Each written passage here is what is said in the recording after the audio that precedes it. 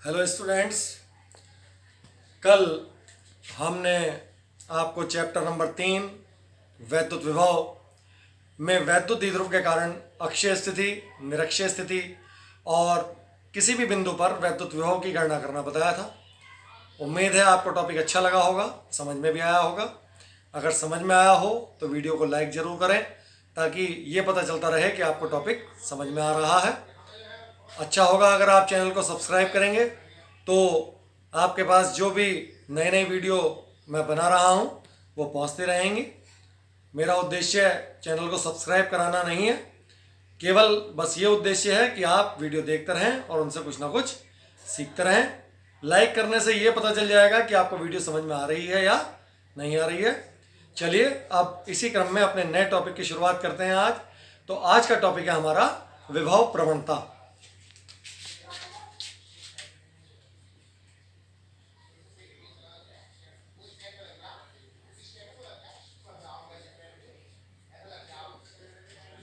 जिसे हम कहते हैं पोटेंशियल ग्रेडियंट।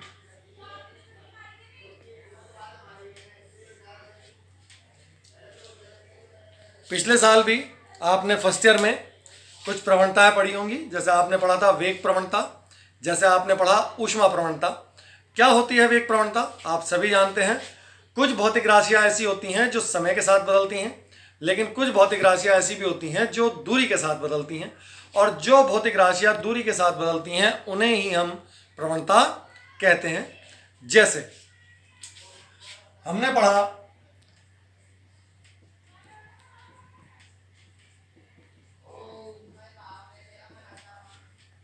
किसी बिंदु आवेश स्मॉल q से r दूरी पर स्थित किसी बिंदु पर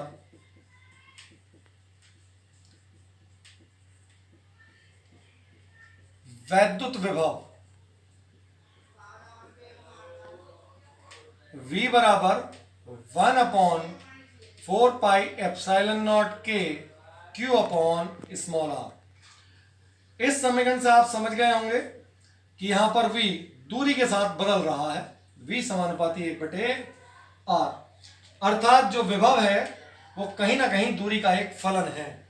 अगर हम दूरी परिवर्तित करते जाएं, जैसे हम दूरी बढ़ाएं तो विभव घटेगा, या दूरी घटाएं तो विभव बढ़ता चला जाएगा। किससे घटाएं किससे बढ़ाएं? जो हमारा बिंदु आवेश रखा हुआ है, इस बिंदु आवेश से हम कुछ दूरी पर, स्मॉल r दूरी पर, जिस बिंदु पर भी विभव ज्ञात कर रहे हैं, तो हम प्लस q आवेश से उस बिंदु की दूरी को बढ़ा दें तो उस बिंदु पर विभव घट जाएगा, और प्लस q आवेश से उस बिंदु की दूरी को हम घटा दें तो उससे विभव बढ़ जाएगा। तो आप स्पष्ट समझ गए होंगे कि विभव कहीं ना कहीं दूरी के साथ परिवर्तित होता है, और दूरी के साथ परिवर्तित होने वाली राशि ही उसकी प्रवणता कहलाती है। तो इसलिए हम बात कर रहे हैं यहां पर विभव प्रवणता की। तो विभव प्रवणता क्या है? वैद्युत क्षेत्र में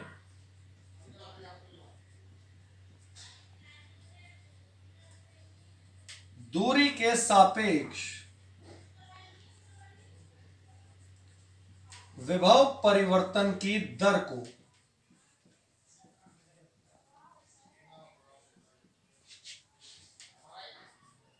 विभव प्रवणता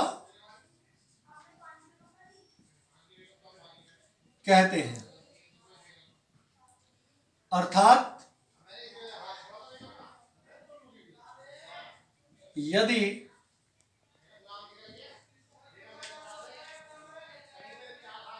वैद्युत क्षेत्र में डेल्टा r दूरी पर स्थित दो बिंदुओं A व B के विभव क्रमशः V व V प्लस डेल्टा V हो, तो उन बिंदुओं के बीच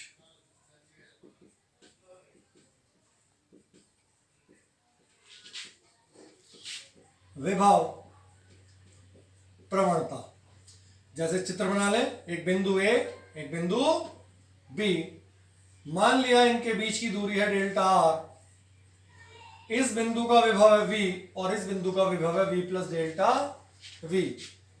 तो विभव प्रवणता कितनी हो गई हमारी?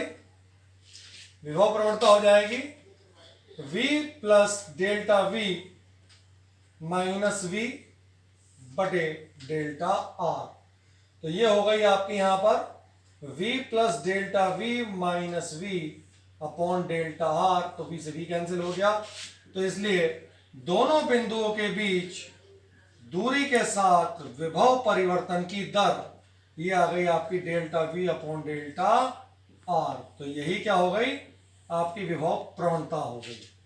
यहां से हम विभव प्रवणता का मात्रक निकाल सकते हैं। तो विभव प्रवणता का मात्रक आ जाएगा आपका वोल्ट प्रति मीटर। आप चाहें तो विभव प्रवणता की विमा भी निकाल सकते हैं।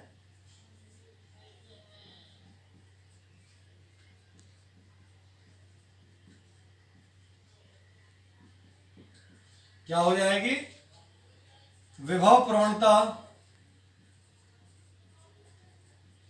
बराबर delta we upon delta R. ये है दोनों बिंदुओं के बीच विभवांतर, और विभवांतर कितना होता है आप सभी को पता है, W बटे Q not into delta R. तो विभव प्रवणता का विमीय सूत्र बराबर कार्य का विमीय सूत्र लगाएंगे ml स्क्वायर टी माइनस 2, आवेश का हो जाएगा AT और दूरी परिवर्तन का हो गया आपका L। तो ये विमीय सूत्र आ गया आपका m, L स्क्वायर में से एक पावर चली गई, कितनी हो गई? L पावर 1, T पावर हो गई -3 और A पावर हो गई -1।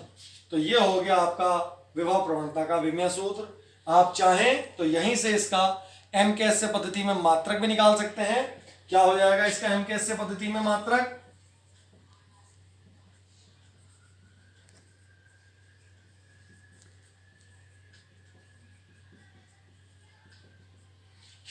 m द्रव्यमान के लिए लगाया जाता है, द्रव्यमान का मात्रक किलोग्राम। L मीटर लंबाई के लिए लगाया जाता है, लंबाई का मात्रक मीटर। घात -3 है, t समय के लिए लगाया जाता, तो अपॉन में आ जाएगा सेकंड की पावर 3 और एम्पेयर की पावर 1। तो ये इसका m के एस पद्धति में मात्रक आ गया, किलोग्राम मीटर प्रति सेकंड की घात 3 इंटू एम्पियर। तो स्टूडेंट आपको समझ में आ गया होगा कि हम विभव प्रवणता किसे कहते हैं, इसका मात्रक क्या है और इसका विमीय सूत्र क्या है। अब इससे नेक्स्ट टॉपिक लेते हैं जो एक अच्छा इंपोर्टेंट टॉपिक है, विभव प्रवणता व वैद्युत क्षेत्र की तीव्रता में संबंध। तो देखिए बहुत आसान सा टॉपिक है। माना +q कूलाम का आवेश किसी भी माध्यम में किसी बिंदु O पर रखा हुआ है। इसके वैद्युत क्षेत्र में इससे स्मॉल r मीटर की दूरी पर कोई बिंदु A है जिस पर वैद्युत विभव कितना है? V है। और इस बिंदु A से ही अल्प दूरी डेल्टा r पर एक दूसरा बिंदु B है जिस पर वैद्युत विभव कितना हो जाएगा? V माइनस डेल्टा V हो जाएगा। क्योंकि आप देख रहे हैं यहां से इस बिंदु की दूरी की तुलना में इस बिंदु की दूरी ज्यादा है, तो दूरी बढ़ाने पर चूंकि विभव घटता है तो इस बिंदु का विभव भी इस बिंदु की तुलना में कम होगा। माना इस B बिंदु पर एक +q0 कूलाम का आवेश, परीक्षण आवेश रखा हुआ है और इस आवेश के कारण इस आवेश पर एक वैद्युत बल F लग रहा है। तो देखिए जो हमने आपको बताया वही हमने लिख दिया कि माना किसी माध्यम में किसी बिंदु O पर +q कूलाम का कोई आवेश रखा है। इसके वैद्युत क्षेत्र में इससे क्रमशः स्मॉल r व r प्लस डेल्टा r दूरियों पर दो बिंदु A व B हैं जिनके विभव क्रमशः V व V माइनस डेल्टा V हैं। माना बिंदु B पर +q0 कूलाम का कोई परीक्षण आवेश रखा है। अतः वैद्युत क्षेत्र में इस परीक्षण आवेश पर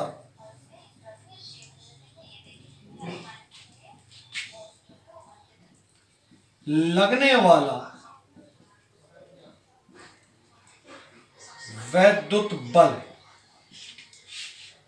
F बराबर, आपने पहले सूत्र पढ़ा होगा, Q नॉट इंटू E।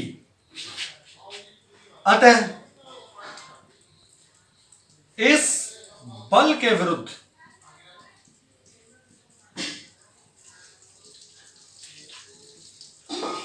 परीक्षण आवेश प्लस Q0 को बिंदु B से बिंदु A तक ले जाने में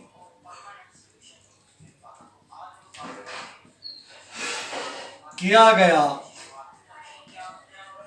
कार्य डेल्टा W, आपने पढ़ा होगा फॉर्मूला, बल गुणा विस्थापन गुणा दोनों के बीच की कोण की कोज्या का गुणनफल। तो ये आ गया F का मान आप रख सकते हैं Q not into E delta R, और दोनों के बीच का कोण हो गया 180 डिग्री, क्योंकि आप देख रहे हैं बल लग रहा है B से बाहर की ओर और हम इसको ला रहे हैं B से A तक, अर्थात इस बल के विपरीत दिशा में, तो इसलिए कोण हो गया 180 डिग्री। तो ये हो गया minus Q not E into delta R, इसलिए डेल्टा W बटे Q नॉट बराबर हो गया E इंटू डेल्टा R। यह आ गया आपका समीकरण नंबर 1।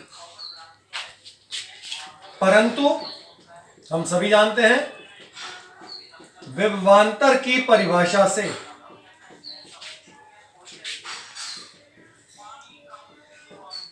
डेल्टा W बटे Q नॉट बराबर, ये अंतिम बिंदु है A और प्रारंभिक बिंदु है B, क्योंकि हम B से A पर आ रहे हैं तो इसलिए ये अंतिम बिंदु हो गया। तो विभवांतर होगा VA माइनस VB। VA का मान है V, VB का मान है minus V minus delta V। तो ये हो गया आपका V minus V plus delta V, तो V से V कैंसिल हो गया, तो ये आ गया आपका डेल्टा V। ये आ गई समीकरण नंबर 2। तो इसलिए अगर अब आप समीकरण 1 और समीकरण 2 को देखें तो इन दोनों के बाएं पक्ष बराबर है, तो इनके दाएं पक्ष भी बराबर होंगे। तो समीकरण 1 व समीकरण 2 से minus E into delta R बराबर डेल्टा V, या E बराबर माइनस डेल्टा V बटे डेल्टा R। तो ये एक संबंध आ गया वैद्युत क्षेत्र की तीव्रता और विभव प्रवणता में। तो इस संबंध के अनुसार आप क्या देख रहे हैं, आप परिभाषित कर सकते हैं यहां से इस संबंध को। तो क्या परिभाषा बनेगी यहां से, देखिए परिभाषा देते हैं हम कि वैद्युत क्षेत्र में किसी बिंदु पर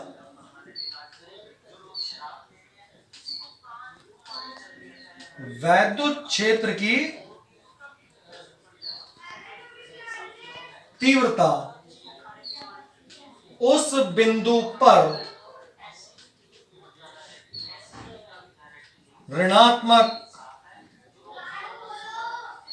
विभव प्रवणता के बराबर होती है। यहां से देखिए दो विशेष बातें हमें पता चलती हैं। नंबर 1, क्या विशेष बात हमें पता चल रही है, एक ये ऋण चिन्ह है, इससे हमें क्या पता चलता है, ऋण चिन्ह यह बताता है कि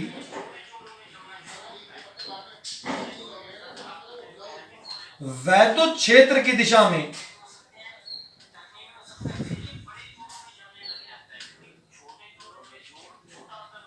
आगे बढ़ने पर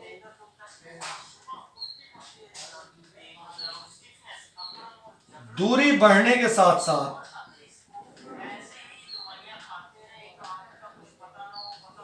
विभव घटता है।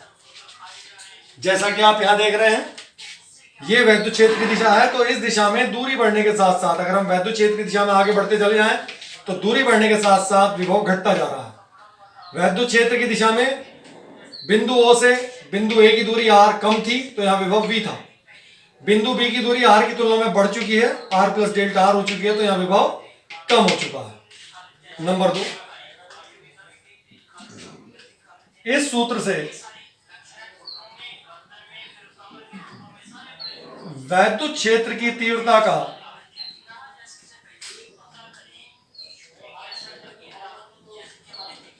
एक अन्य मात्रक, आपने पहले चैप्टर में वैद्युत क्षेत्र की तीव्रता का मात्रक पढ़ा था, वहां हमने सूत्र पढ़ा था E बराबर F बटे Q नॉट। तो मात्रक था यहां पर न्यूटन प्रति कूलाम। तो यहां पर आप वैद्युत क्षेत्र की तीव्रता का एक नया मात्रक पढ़ेंगे, ये हो जाएगा वोल्ट प्रति मीटर भी प्राप्त होता है।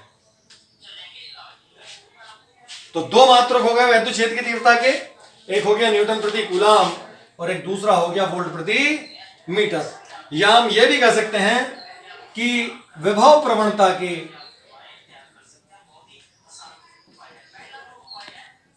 दो मात्रक होते हैं। एक मात्रक तो हमने इस चैप्टर में पढ़ा था वोल्ट प्रति मीटर, और दूसरा मात्रक क्या हो गया, न्यूटन प्रति कूलाम। तो विभव प्रवणता के या वैद्युत क्षेत्र की तीव्रता के ये दोनों ही मात्रक हम प्रयोग कर सकते हैं, क्योंकि वास्तव में दोनों कहीं ना कहीं एक दूसरे के बराबर होते हैं। नंबर 3, दो धातु की समांतर प्लेटें ले ली, एक का विभव V1 है, दूसरे का विभव V2 है, वह इनके बीच की दूरी कितनी है, स्मॉल d। माना धातु की दो समांतर प्लेटों के बीच की दूरी स्मॉल d मीटर है, वह इनके विभव क्रमशः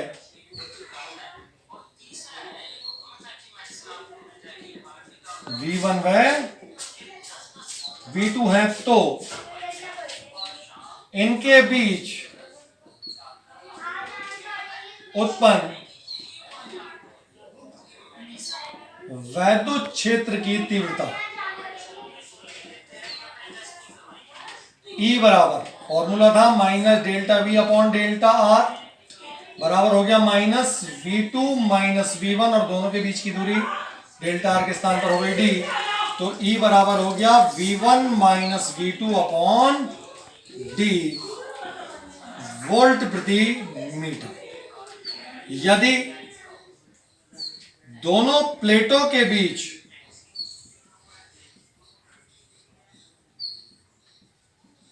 विभवांतर V हो तो हम V1 माइनस V2 को V लिख सकते हैं। तो इसलिए एक फॉर्मूला बन गया E बराबर V अपॉन D वोल्ट प्रति मीटर। तो इसी के साथ ये आपका पूरा टॉपिक समाप्त होता है। अब इससे नेक्स्ट टॉपिक पर चलते हैं, जिसका नाम है समविभव प्रस्थ। तो देखिए बच्चों, अब हमारा नया टॉपिक है समविभव प्रस्थ।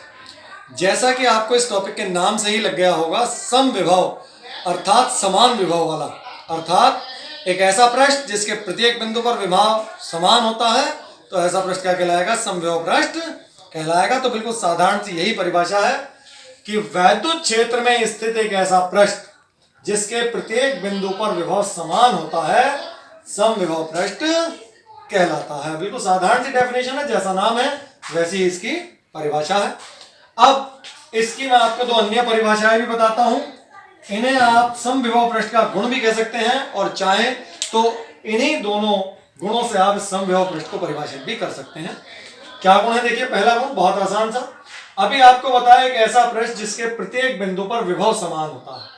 जब विभव समान हो गया तो जाहिर सी बात है, अगर हम बात करें दो बिंदुओं के बीच विभवांतर की, तो दोनों बिंदुओं के बीच विभवांतर कितना हो जाएगा, शून्य हो जाएगा। तो हम दूसरी परिभाषा यहां से भी दे सकते हैं समविभव पृष्ठ की। क्या परिभाषा बनाएंगे कि वैद्युत क्षेत्र में स्थित एक ऐसा पृष्ठ जिसके किन्हीं दो बिंदुओं के बीच विभवांतर शून्य होता है, समविभव पृष्ठ कहलाता है। नंबर 2 गुण, जब यहां किन्हीं दो बिंदुओं के बीच विभवांतर शून्य हो गया तो जाहिर सी बात है अगर हम इन दोनों बिंदुओं के बीच किसी भी आवेश को गति कराएंगे तो एक बिंदु से दूसरे बिंदु तक किसी आवेश को ले जाने में किया गया कार्य शून्य हो जाएगा। कैसे शून्य हो जाएगा? विभवांतर हो गया 0, तो कार्य अभी आपने विभवांतर की परिभाषा से पढ़ा था, डेल्टा V बराबर W बटे क्यू नॉट, इसलिए क्यू नॉट W बराबर हो गया delta V into Q not, और चूंकि समविभव पृष्ठ पर दो बिंदु के बीच विभवांतर शून्य हो चुका है तो इसलिए कार्य भी हमारा क्या हो जाएगा? शून्य हो जाएगा। तो यहां से भी हम समविभव पृष्ठ की एक परिभाषा दे सकते हैं। क्या परिभाषा बनेगी? वैद्युत क्षेत्र में स्थित एक ऐसा पृष्ठ जिसके किसी एक बिंदु से किसी दूसरे बिंदु तक किसी आवेश को ले जाने में किया गया कार्य शून्य होता है, समविभव पृष्ठ कहलाता है। तो इस प्रकार आप समविभव पृष्ठ की 3 परिभाषाएं बना सकते हैं, एक ये, दूसरी यहां से और तीसरी यहां से। अब आगे चलते हैं। तीसरा गुण, समविभव पृष्ठ किसी भी आकार का हो सकता है, जरूरी नहीं है ये गोलाकार हो, आयताकार हो, वर्गाकार हो। जिस प्रकार का आवेश वितरण होगा उसी प्रकार का हम समविभव पृष्ठ बना सकते हैं। आगे आपको समझाएंगे अभी।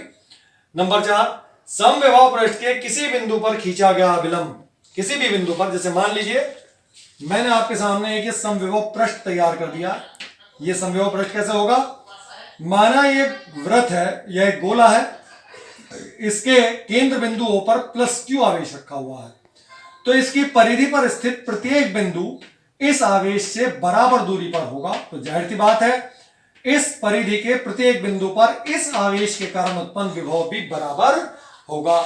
जब विभव बराबर हो चुका है तो इसलिए यह पृष्ठ कैसा हो गया? समविभव पृष्ठ।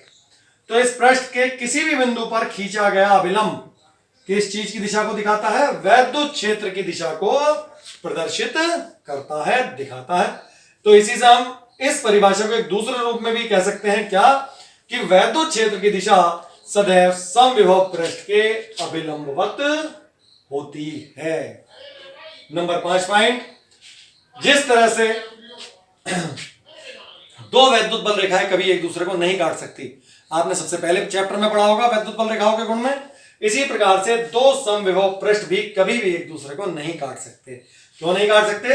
क्योंकि अगर ये पृष्ठ काटेंगे तो इन पृष्ठों के किसी बिंदु पर खींचा गया अभिलंब, जैसे इस पृष्ठ का अभिलंब आपने ये खींच लिया 90 डिग्री के कोण पर, ठीक, और इस पृष्ठ पर आपने ये अभिलंब खींच लिया, ठीक, 90 डिग्री के कोण पर।